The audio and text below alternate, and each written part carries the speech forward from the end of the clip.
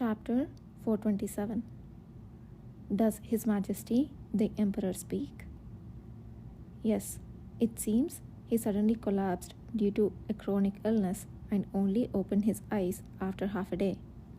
A complex emotion flickered in Yudhir's eyes.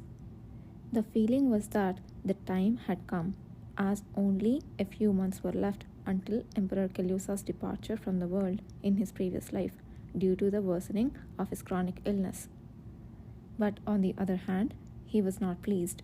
Even Gakane, who would have died in the west if things had been the same as before, and all the other cavalry members were all alive and well in this life. Despite so much change, could the death of the Emperor Kellusa be the only thing that remained unchanged? If the death had been caused by an assassination attempt or another factor that could have been resolved in advance, it would have already been resolved. That's what will be announced to the public, but it's different for those who know the situation. Yudhir, who had been lost in thought, raised his eyes that were cast downward due to Kishir's sudden reversal of his previous statement. Pardon? Do you remember me saying that His Majesty's chronic illness is similar to the reason why I had no choice but to be known as a sick person to the outside world until I became an awakener? Did he remember the conversation they had before? The red pupils calmly asked. Yudhir looked into those eyes, suddenly opened his mouth to a speculation that had briefly crossed his mind. Could it be that His Majesty, the Emperor's condition, has worsened? I can't know, not yet. Emperor Kellusa was heading towards his end day by day due to the vessel problem, just like Kishir had before. Kishir had supported Thias Yulman's research, hoping that the power of the Red Stone would help the Emperor, but he had not yet heard any other news about it. Was it possible that the news of his collapse was not bad? Kishir looked down at the letter once again. A deep and unfathomable shadow lingered on his face, from which his usual armor-like smile had vanished. I think I will have to have a drink and go to sleep tonight. Will you join me and listen? Yudhir thought he had seen various sides of Kishir, but this expression was a first. After a moment of hesitation, he cautiously replied, Could I listen? Of course, there is no conversation that an assistant shouldn't hear. If it's burdensome to stay by my side, you can leave. That's not the case. Kishir's eyes finally twinkled at the firm denial. All right, then listen to my stories and be my drinking partner as well. He promptly called for a servant to bring the wine. Only a heavy silence flowed between the two until the bottle and glasses arrived. Kishir poured the transparent strong liquor into the glass himself, gulped it all down, and neatly set it aside. To an unknowing eye, it would have seemed strange to mistake the drink for water. The only sign that revealed he had drunk a painful potent liquor was his eyes, which began to flicker like a lampshade that had just blocked a flame. Now, a glass for my assistant. Yudhir swallowed the glass that Kishir had poured for him as if it were water. In his case, it was really no different from water, but Kishir laughed heartily. You didn't have to follow me. Is your stomach not hurting? I'm fine. Does this amount of alcohol fall within the range where my assistant doesn't get drunk? Yes. Then it's good. The two drank several more glasses back and forth. Despite drinking from small glasses, they soon finished a bottle. It was when Kishir had opened the second bottle and taken the first sip that he began to speak. His Majesty has always been more robust than me. Many have said that you could live a long life if you didn't overexert yourself. But that His Majesty should come to this state is not a natural result of the power outgrowing the vessel, as happened to me. Then Why has it come to this now? Kishir, meeting Yidir's gaze, lifted the corners of his lips coolly. His Majesty, and I think it's the noble's trickery. You think?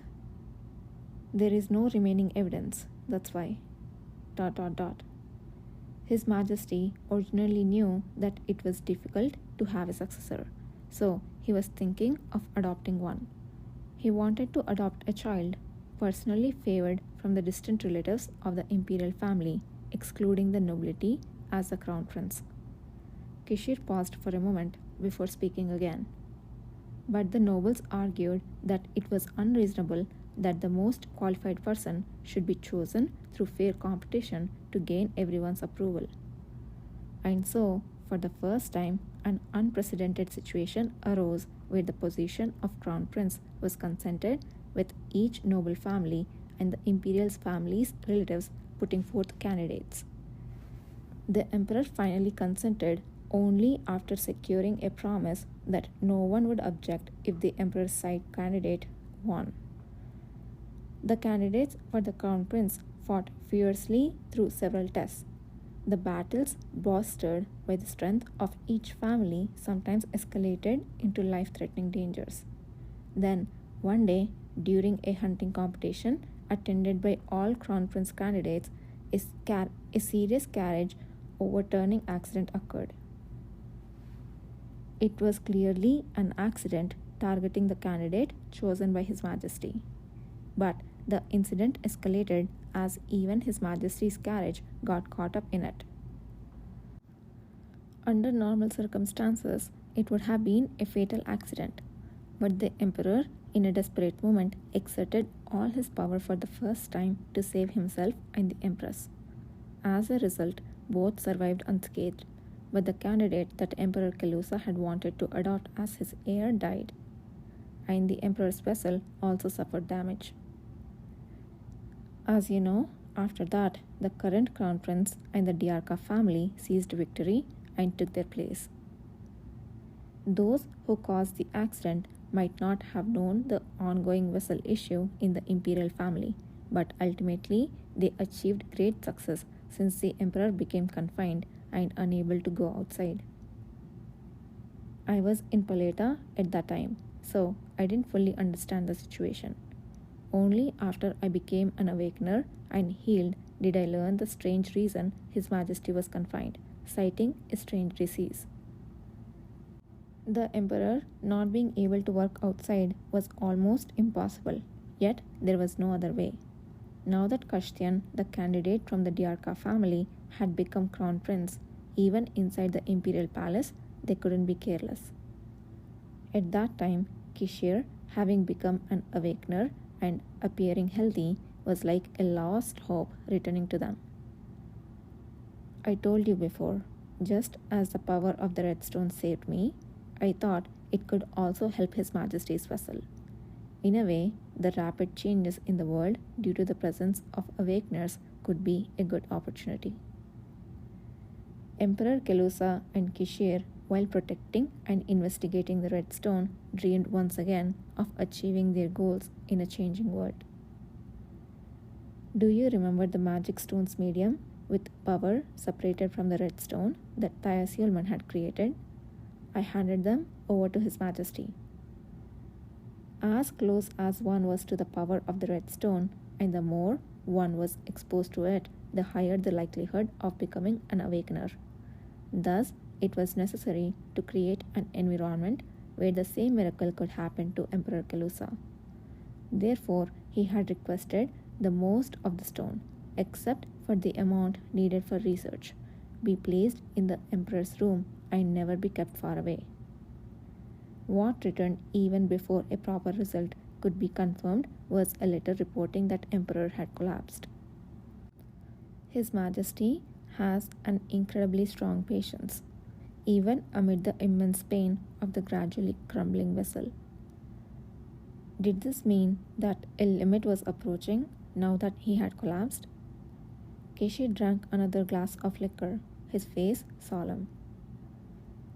The likelihood that the gift I sent didn't take effect is high, but just because he has collapsed once, doesn't mean everything is over yet. Although my heart is heavy, I want to think that way until I return and check it myself. Silence flowed once more.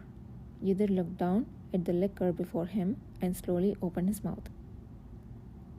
Commander, you have gone through the same process as His Majesty. Kishir's hand paused. Yes, I did. How much time do you think is left then, in your view? It was a frank and bold question, but there was no cleverness in either to ask it indirectly.